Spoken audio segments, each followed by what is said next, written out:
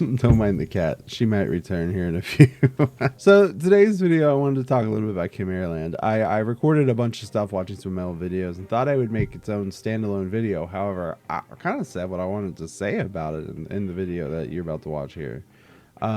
If you like this, please feel free to come join my little 4 years series I have going on right now. I have another one going up in approximately 30 minutes. So by the time I get this edited and start rendering, it should be started. I'll hope you join me for this little journey. I've been really enjoying looking back at my content and realizing how much it's changed and how much I'm going to be improving over the next, I don't know, however long I choose to continue doing this, because I definitely do this for me and to share these stories with my friends. So I hope you'll enjoy me smack talking Chimeraland. And like, what this game is a shared space MMO. You're going to be seeing a lot of stuff like this lately. If you've been watching anything with like Once Human or any of those where you have this ability to put down your houses wherever you'd like, and it's in a MMO fashion, so not like a 30-50 person server, like thousands of people will populate this map. Those kind of games are going to dominate the popular sphere of things. So I hope you'll enjoy me talking about one of the first ones that comes out, because there are a few others that you could probably put in the same category, but none have really been successful. But with the inclusion of phones in this equation, it is a much easier thing to get people connected and interested in something when all it takes is clicking on an app to get there. So this was the first iteration of what I think will be the future of MMOs, but I'm hoping there's a much better way to go about it than with some of these games, because most of them are pay to win, and that's so unfortunate because these games are so very good. So here's my thoughts on Chimeraland. Thanks for watching. I hope you'll stick around. A thumbs up on this if you enjoyed it. I appreciate that. Bye. They shut this game down recently in the Western scene.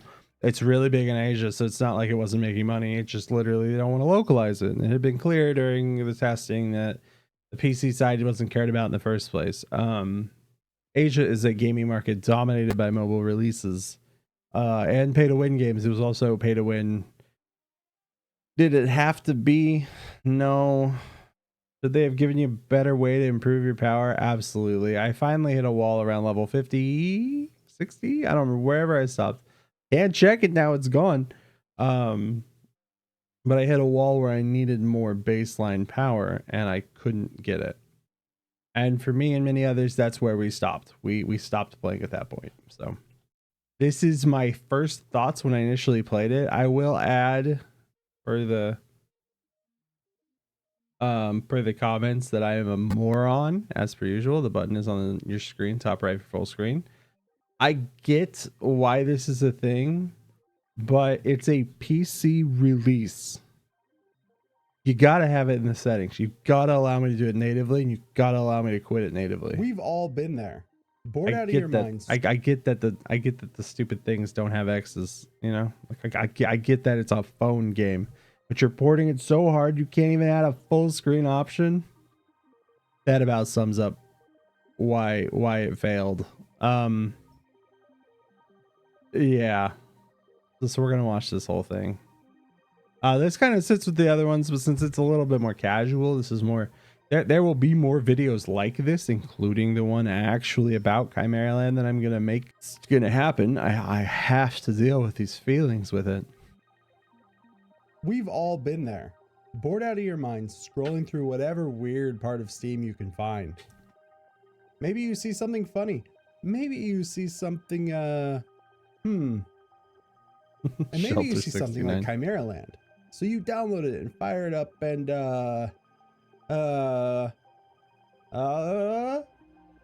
something is seriously wrong happening here. You have a game filled to the brim with mechanics and all kinds of fun things to sink your teeth into. But when you look at the whole package, instead of any one piece, the total picture becomes weird. Maybe there is more to this name than just the creatures that inhabit the world around you. For instance, any standard creature you see can be captured. You accomplish this with a capture bow while their HP is sufficiently low. When this succeeds, you have a chance they will drop an egg or a temporary summon. With an egg, you can hatch that creature type into a permanent pet. Jesus With a temporary summon, you force your pet and this summon to fight to the death, and there is a small chance your pet will attempt to take on parts of this summon. This can lead to some odd combinations, but this is also insane in terms of how much customization this can lead to. And that's without even mentioning that nearly all of these pets can be ridden as a mount and will join you in combat, where they will earn more XP and become stronger overall. This system gets ludicrously in depth, considering there are both flying and swimming variations of each creature, as well as a full stat sheet for those crazy enough to really want to maximize their damage. So a multiplayer sandbox open world Pokemon? Hell. This was July 25th of 2022. Palworld was in development at this point. I bet anything they saw this game come out, recognized, because developers aren't as cynical as players tend to be. Developers tend to look at things more objectively. Yeah, it's got pay to win elements. Yeah, it's by whoever you want to claim it comes from. Tencent funded it. Someone developed it, but Tencent funded it. There's a lot of great ideas here. There's a lot of ideas that are mimicked in Palworld, not because they were stolen from this, because they saw it, went, hey, cool ideas, we can do it better, and then proceeded to. I don't have to. If you're watching this video, this is pretty deep cut in the gaming sphere. I'm sure you know the story of Palworld. This could have been Palworld 2 years prior if anyone would have given half a shit about any of the things that they did. Would it have sold as much? Absolutely not. Palworld's charm mostly comes from the characters that inhabit it, which is why the copy argument is kind of valid, but also, I mean, how do you, the cartoon characters, proportions? What are we going for here? Come on now. As the end player, I don't give a crap personally. If it's a fun game that I can't get elsewhere, I'm going to go for the copy one. But obviously, as you can see, these aren't crazy animals or anything. Not quite. There is also some actually in-depth combat as well. When you start out, you will only have a weapon or two with a single ability. It took me quite a bit until I accidentally realized each attack also has an aerial component. For some, it's just a gap close. For others, you become a swarm missile rack. And it's not just variety. As you play with multiple weapons, the flute was so awesome. That was the loot, which was the healing thing. While there aren't really set combos, you can often animation cancel into other moves or even other weapons with their own combos. As these weapons go up in quality, so too does the amount of techniques at their disposal. But Mike, this is a lot of praise. Didn't you say it was a bit weird? Well, yes. And there's one big reason for that. This is a mobile game. Which, yes, that's right. This huge, open-ended, crazy, deep... Can I just interject in my own point that this is a mobile game? That's wild how complicated this was, and it runs better on mobile than PC. Could you have imagined if they took some time to, I don't know, better prioritize the way that the game worked or increase the level of detail you could get? There's so many things that the mobile part of this does not excuse. Looking at games like I've started playing Arena Breakout. I signed up with their creator stuff, so I hope they don't watch this. Arena Breakout, Jesus Christ. Arena Breakout Infinite, I just got announced. It's the PC version of that game. So I started playing the mobile version of it. And all it's taught me is all of these developers are lazy. That game goddamn kills it, and it's a mobile game. I am unashamed to say I have started playing Arena Breakout. It's a matter of quality and knowledge on how to do it, and the willingness to make sure that the product is worth the money they're expecting us to put into it. Survival. To make that point even clearer, they didn't do that. Game style MMO is a game made and designed for your phone. Now, this sounds troubling, but it makes so much sense. The potential for a game like this on a mobile device is astonishing. RuneScape already understands this, making it possible for players to enjoy the content on offer from their mobile phone rather than exclusively on their PC. I think this extra accessibility and exposure is, at its core, a good thing. Look at Once Human. But this is still This is too the much future praise of how games are because going of to how work. intricate I'm this just game is. saying. It can be extremely overwhelming on a mobile front. Menu after menu after menu, and overwhelming on PC. action after action all add up to way more than your average gamer, let I'm alone literally normal ass human with a phone will just be able to keep up equipping, with. looking through the shop. And these mechanics aren't always executed well. It's very clear that the PC port is completely an afterthought. You know how I know? You can't even full screen. I had to download a separate program to allow my PC to force full screen the client. Wow. Well, I don't know how I did that. That's cool though. I do want to add the buttons right here, but once more, this is a PC release, not anything else. This should be native. I shouldn't have trouble finding it. I saw that. I didn't know what it was. Looking at the reviews I thought that was for sharing or something. on Steam, there is some sort of issue with how the Steam client runs. They did so you fix have to it install shortly the after this website video. for a decent experience. Much like Lost that's Light and those annoying. other ones. It's much better But to not really a download from the deal breaker website. for most people if the game Lame. itself is fun. Well, the in-game chat is honestly a pain in the ass to use. This is why this game died. I genuinely believe the difficulty of communication between two people, in an MMO and in any multiplayer game, the more steps it takes to communicate with other people, the less likely people are to communicate. It's that simple. People always take the path of least resistance. And if it's not the norm to communicate, then it's just going to end up dying off. The people that do it aren't going to stick around forever because they have to hunt and search for people to talk to. This happens in Call of Duty already. If you've ever played and tried to talk to your lobbies and realized next to no one has a mic, not necessarily because they don't own one or it's not hooked up. It's because they just don't give a shit enough to try to talk to other people. And that has snowballed into so few lobbies having working mics. It took you click it. I'm going to explain it. I'm mad about this. I'm still mad. If they had fixed this, I think this would have been better just in general. You hit the enter key and can then see the overarching server chat, but can't type into it. You have to enter once more to actually open up your chat window. Every action, you have to free your mouse as well. So you would hit tilde to free your mouse, click, and then you would be able to type. And while you can talk nearby, doing so is often completely missed or misunderstood. Most people have no idea that it's there. Doing so to newer players. Just all obscured. Yes, the ability to chat to another character directly in front of you takes multiple button presses to achieve. This alone is unacceptable for a game designed to be I'm so mad. MMO. I'm just going to reiterate the same thing I said. To feel like a multiplayer experience, you must ensure that your players have as little friction as possible between interacting with each other. It's really important. And while you can join a group that has its own voice just chat, 2 years ago, voice chat is open mic with no way to change to push to talk, just mute and unmute. And you have to click, so you have to free the perfect sense in the context of a mobile game. Because you would just hit the screen and go boop, and boop, boop. Oh, it's definitely a mobile game. While I haven't seen any egregious cash shop trickery, there is.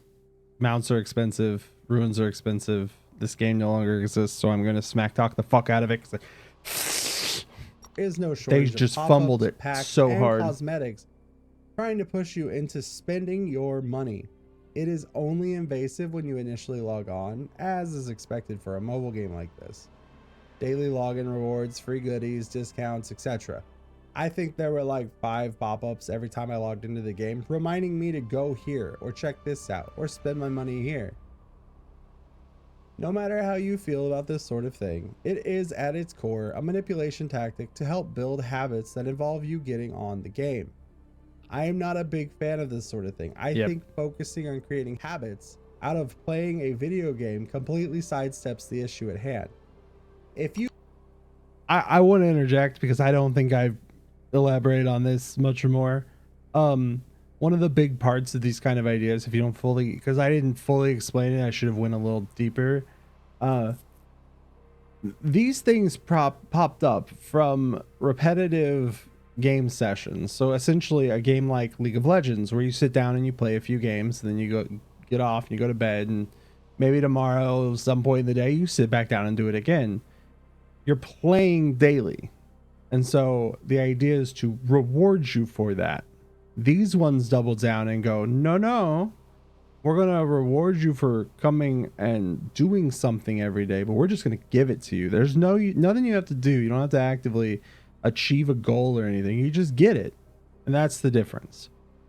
You're just given the dopamine hit right when you get on, and that can be devastating. You really should come for the gameplay, not for daily rewards. It's like some people I know have just log on to apps every day just to get the daily rewards, which is fine. Don't let me like bemoan that form. But then you're not playing the game. You're doing it for some arbitrary rewards. Are you even playing that game anymore? Like, are these rewards even benefiting you, or are you just stockpiling things? I think you should play games because you like them, not because you've been manipulated into a daily habit on a game you probably wouldn't play if it didn't do that to you. Food for thought. You feel necessary to manipulate your That probably won't make it in the cut video. Audience into logging in and playing your game, you may be missing the forest for the trees. But there is so much fun. Like I said, I don't elaborate on it. I'm sad it feels like it's nearly buried under weird design choices and an interface that leaves me desperately wanting to just make it smaller. Look at those. The meteor showers are so cool. Level. Some of the coolest moments were completely unexpected for me and caught me by surprise. There's at no point does it elaborate that this is something that's going to happen. About exploration and discovery. So I got these stones before I needed them. Here under these layers that I spoke of. Discover Incinerite, the thing that dropped. Let me make the bicycle that you used. It's like go around. It's basically not a great mount, but it's a cool mount. It's something you can make to have. And while I think that means it should be equivalent to many of the ground mounts, and it wasn't, it was really cool. I used it a bit and I liked it a lot. Discovering that these asteroids were more than just a set of pretty lights blew my mind, and I spent too much time chasing down these spacefaring ores. Absolutely. Finding myself caught in a sandstorm turned from anxiety to horror as I realized a large dragon was the cause of this force of nature. And then disappointment when I found out you can't interact with it, fight it, or anything. You can fight it later, I believe, but not here. Each weapon drop it wasn't supposed to clip into the ground like that, by the way. How does this fit in my quick bar? But you know, sand went in the sand. Each new step forward was full of excitement, especially as I began to understand the mechanics of the game around me. I was like, he's gonna come up after me. And the only reason I was so able to enjoy and embrace the weirdest parts of this was that because it was, simply put, a very unique experience. It did not follow many of the norms you've come to expect of these types of games. Novelty is important in a video game. That's literally what I'm talking about. More questions with why I didn't say novelty, I don't know. And for myself and many others, this is the hallmark of what makes a world compelling to explore. Just true. So that's why I'm here. I'm here because I think you should give Chimeraland just a little bit of your time. Not anymore. Maybe it's janky as hell and completely weird, but that's okay. There is something to be said of having an experience that is outside of your norm. Taking the time to... I will say, well, I'm gonna let me finish. I'll probably forget what the fuck I'm gonna say. Enjoy something so bizarre and unique as Chimeraland is one of the reasons I made this channel in the first place. And I know this ending is gonna leave a bit of a weird feeling for most people. On one hand, I effectively damned this game for what it has to be to exist as a mobile game. But in the other, I think I included that for my wife. See it for what it wants to be. Maybe it isn't there yet. Maybe it won't ever be. But that isn't the point. It won't. It's gone. I'm not going to tell you to go download it or play it or anything like that. But if what I've said makes any form of sense to you, I implore you to make your own decision. On if you would enjoy this wonderful little game. Warts and all. I think I edited that badly. It's free. What do you really have to lose? Some time? I have included some info in the description as to how I have mine set up and how you can do the same. If you enjoyed this little peek into Chimeraland, please leave a thumbs up as it really helps my channel. Subscribe for more and comment. This video had quite a bit of views. To try. I'm always looking for new games that break the mold for better or for worse. The unfortunate part for watching. And have a wonderful day. Yes. The unfortunate part of this game was that it broke me. When I played this game, firstly, I got COVID during this. So when we got done with this, it felt like a fever dream where I was like, was this game actually good or was I just terrible? And then I started to analyze what I was looking at and what was happening. I was like, no, this game's good. The ideas are great, but the execution was very poor, as we've established many times. I totally forgot what I was gonna say earlier. So when I played this game, I was just lost. I didn't know what to play. I didn't know what to do. I wanted some sort of MMO, but the novelty of most MMOs is like they're all the same. They're all your standard fantasy BS. It's just not. It's old news. It'd be like playing a World War II shooter, like way back when they were just everything was World War II. You just didn't care. And then this game came around and kind of broke my perception of what a video game could be or what a good video game could be. And since then, I haven't found very many games where I've felt like I would make a video like this about them. There's a few, but every time I stick with them for a little bit, that feeling kind of tends to wane pretty quick. So a lot of these have like a honeymoon effect on me. I'm really hoping Arena Breakout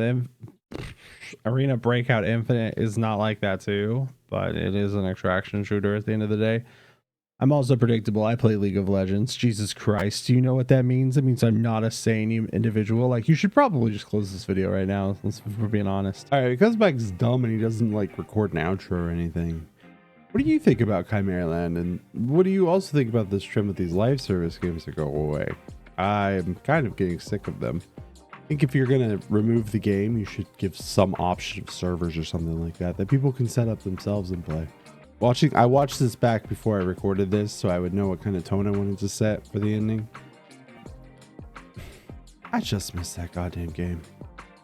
Like and subscribe if you like this. If you enjoyed following me while I was talking about a game that I just missed. It's kind of, I feel very somber about it now. It's really sad. I really want to go play this now, but I can't. Shy of like buying a Chinese identification number and VPNing over.